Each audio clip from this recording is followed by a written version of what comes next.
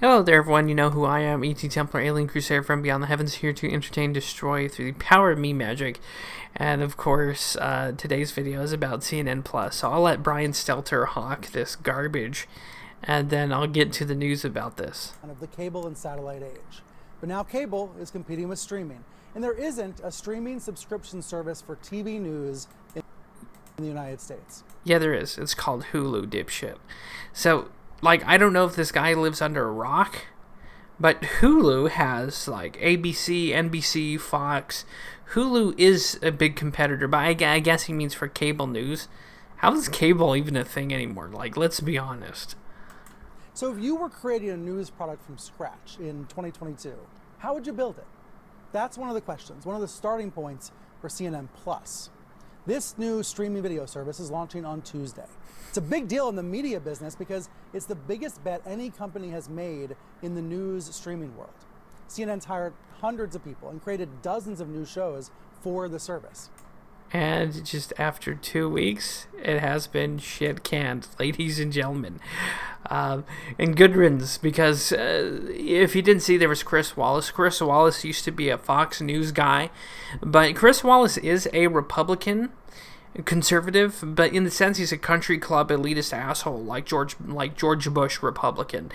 Basically that keep the powerful elite in charge and fuck the poor and middle class and the commoner, the pleb. So yeah, just after 2 weeks, CNN Plus has totally tanked, and it's just rich watching this because he says, "Oh, it's the biggest bet." Yeah, and CNN, they bet on black and they got brown because he shit their pants with CNN Plus, and it's just, in all reality, I wonder who thought that was a good idea. Who seriously sits there and watches the news all day? Unless if you're a sycophant, you've got some kind of mental, you got some kind of brain worm, and you just have to watch the news all day. That's no one's gonna pay for that unless if you're some kind of zealot statist goon that just sits there and he's like, "Oh yes, master. The news, CNN says it, and it must be true," right? And of course, no one, again, wants to watch a news organization that points the finger at them and says they're being evil for personal choice, whether it's health or vaccine shit or mask. No one wants to sit there and be predicated to and pointed down to and yelled down to. And I hope CNN also goes under. I hope CNN just burns to ashes, economically and financially, of course, because, I think they know it. The dinosaur media knows that their days are numbered because with the internet and with people having access to information, their time's up. Because these dinosaur news agencies, whether it be CNN, Fox, ABC, NBC, they know their days are numbered unless if they start doing entertaining TV shows. But even that, the days of the old dinosaur press are numbered. And of course, if you guys don't know the history about Operation Mockingbird, which was back in the 60s and 70s when the CIA bribed and paid off journalists to change the story or change the narrative to cover, censor, or to push certain stories. And that's, if I was a guessing betting man, I believe that's still going on today with the majority of America's news agencies.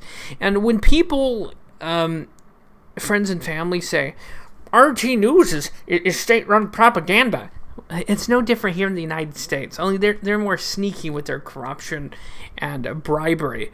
It's the American and Western media is really no different. It's just like RT News, only with a spackle of, "Oh, we're democracy, we're righteous. Oh, we don't do anything wrong," right? And a side tangent here. It's a little interesting how everyone talks about war crimes with Russia when people tend to forget that the United States just drone striked a humanitarian aid worker and 12 of his children. Oh, but people forgot about that, didn't they? But we're supposed to be concerned about Russian war crimes, even though, the West has been committing war crimes in the Balkans since the 80s. But then again, when it comes to human rights violations and war crimes, that's usually a kangaroo court bullshit anyway, because the West looks a certain, they have a blind eye to theirs when their side does it, but when like another faction or some Eastern sympathetic like country does it, then it's like, ooh, we need to carry out humanitarian and international justice, but turn a blind eye to their allies like Croatians, and there's just instances of war crimes and shit in general that they turn a blind eye to and let go. But that's like the media, right? They pick and choose what's justified, what's not, based on how much money they receive and how much black budget money they receive. Of course, this is all allegedly. I don't really have any proof, but if I was a betting man, a lot of these major news organizations do take money from certain three-letter agencies, if you get my drift, the kind that glow in the dark. But yeah, CNN Plus going under just after 2 weeks is just, ooh, it's a chef's kiss. I love it. And you should too, because it means CNN lost more money, and whenever a big news media organization loses money, that's good for the people. And anyways, hopefully you liked this video. Drop a like if you didn't. Smash that dislike.